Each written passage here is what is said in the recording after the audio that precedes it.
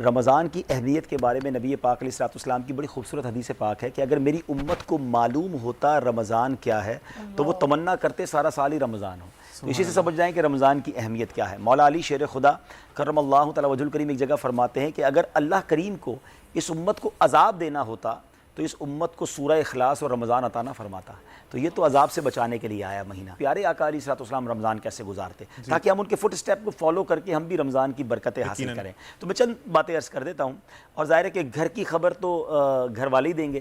Be be عائشہ صدیقہ طیبہ طاہرہ رضی اللہ تعالی عنہا فرماتی ہیں کہ نبی پاک علیہ الصلوۃ والسلام جب رمضان آتا تو عبادت پر کمر بستہ ہو جاتے، اور نبی پاک علیہ الصلوۃ والسلام کا مبارک رنگ جو ہے، رنگ مبارک وہ چینج ہو جاتا تھا، اور آپ خوب گڑ گڑا کر دعائیں کیا کرتے۔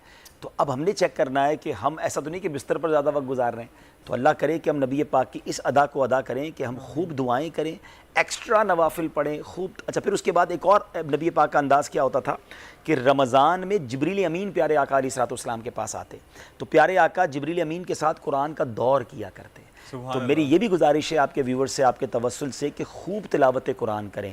اور رمضان تو ہے بھی نزول قرآن کا مہینہ نا، ماہ رمضان سخاوت کا مہینہ ہے، ہمیں اس میں خوب اللہ کی راہ میں خرچ کرنا ہے۔ غریبوں کی دیکھیں اس وقت جو ٹف ٹائم ہے، خاص طور پہ اگر میں پاکستان کی بات کروں تو جو مہنگائی نے مسلمانوں کی کمر توڑ کے رکھ دی ہے، لوگ بیچارے اب لگتا ہے کہ فروٹ کی دکان پر جا کر ریٹ پوچھ کر واپس آ جاتے ہوں گے۔